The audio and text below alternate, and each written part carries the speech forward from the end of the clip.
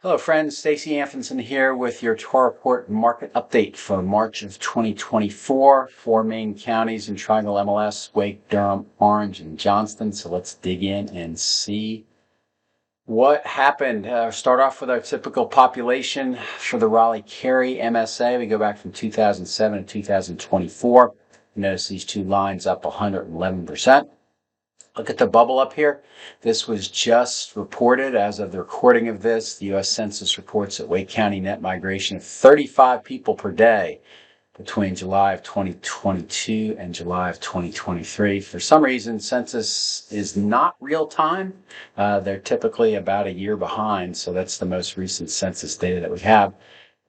North Carolina has the third highest growth rate in the country behind Florida and Texas. So that is good news for those of us that are in the shelter business. So we're going to look at inventory. So keep that population growth chart in mind and look at inventory here. And you can see that it is the exact opposite. The blue line is total end of month inventory. The red line is resale end of month inventory.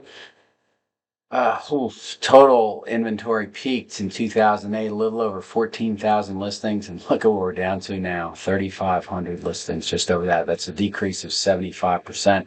The resale line kind of mimics that trend. So when you have population increase and inventory decrease, what do you get? It's a simple math equation. You get increasing house price metrics. Let's take a look at March sold listings. We about 2173 in March of this year.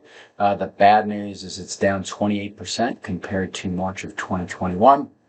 But before you all jump off the building thinking that the real estate world's going to end, let's go back to a worse time, if you can believe that there was, and that's coming out of the Great Recession. And if you look at the period between 2008 and 2014, for 7 straight Marches where there were below 2,000 sold listings during the month. So I'm going to take this as a W because it's not the worst of times. Certainly not the best of times compared to 2021, but if you remember, that's almost a decade between 2008 and 2014 where we're below 2,000. So not necessarily as bad as things appeared to be. March sold listings average days on market. 44 this month. That's coming down from 52, but it's well above the kind of COVID-influenced days on market of 34 and 21. But if you go back again between the period of 2009 and 2014 for pretty much every month, with the exception of 2010, we're above 100 days on the market. If you go back even further, you'd see that the normal marketing time for a U.S. residence is probably between 90 and 120 days. That's the standard for the ERC relocation appraiser. So you can see we're well below that. March months of housing supply. Wow, we moved up. We doubled. So there's a big headline there from 2 from 1. You can see, once again, coming out of COVID, 3 straight Marches of just severely undersupplied housing. Once again, March is the 9th consecutive March with an undersupply of housing. Not good. You have to go all the way back to 2010 to see an oversupply of housing, which it was in 2010 and 2011.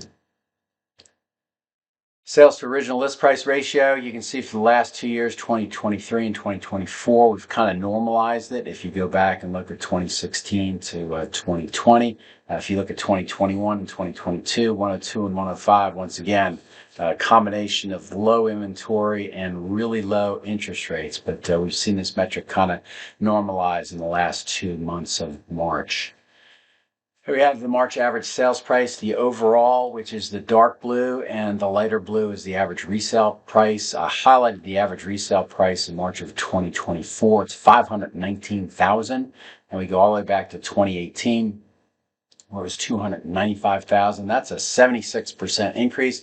That is also called wealth creation. So for those of you that are dealing with buyers who are into this, I'm just going to rent things, well, you're missing out on what I think and others think as well, the greatest wealth creator in the history of the world, and that's owning United States residential property.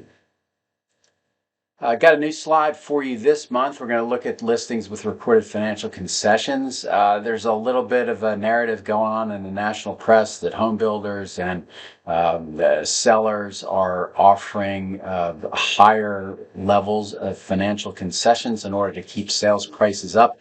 I didn't really see it in this data. This goes back to March of last year. The darker blue line is the percentage of sold listings. And then the lighter blue one is the percentage of sales price. So you can say that back in March of a year ago, 1% of closed listings had reported financial concessions, and the average amount of those concessions was 2%. So if you look at the dark blue bar, you can see that month is a kind of an outlier. Since April of last year, it really has ranged between 7 and 9%. That's pretty consistent. And the amount of the concessions has really ranged between 2 and 3%. That's really consistent. In March of this year, we did observe a decrease in the number of sold listings with reported financial concessions. Once again, just even paying for them is a little bit odd considering that there is an undersupply of it. But looking into the data, a lot of those concessions have to do with dollar amounts attributed to things that were discovered during home inspection during the due diligence period, and not necessarily the seller stroking a check to say, hey, I'll pay part of your closing costs. So once again, it seems to be pretty consistent across the board over this period that they're presenting. So I would not say that there's been an increase in this trend, which has helped keep house prices where they're at.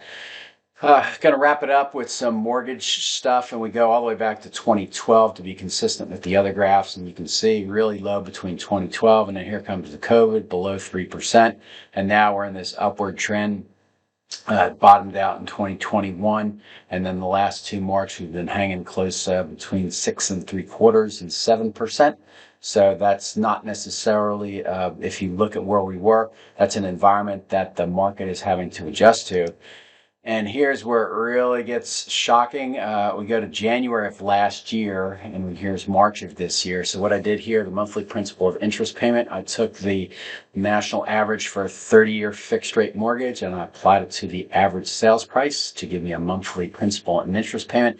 You can see in March of this year, it was $3,651 per month. You go back to January of last year, it was $3,046 a month. That's a 20% increase. That's pretty sporty. So that being said, this is sold listings. So people are not coming here with a gun to their head and say you have to buy these houses at these house prices and at these mortgage levels. So the way I take it is the people that are either moving in here or buying houses here, their economic demographics are pretty strong to be able to afford that kind of an increase in the monthly PI. So let's wrap things up. Top bar is Raleigh-Cary MSA population up 111% since 2007. End of month inventory down 75%. March sold listings down 28% compared to March of 2021. Months of housing supply, and it's still in undersupplied territory, which is still favorable for sellers. March overall average sales price up 76% compared to March of 2018. And the March monthly PI is up 20% compared to January of 2023. So that's all we've got for this month. I appreciate you taking the time to listen. Once again, part of my business is appraising. You have any appraisal referrals, mortgage, attorney, any of that stuff, be happy to help you out. Certainly ask you to visit www.tarreport.com and get some information about subscribing to the Tar Reports website. And if you like this video, as always, please hit the like button, and we will see you again next month.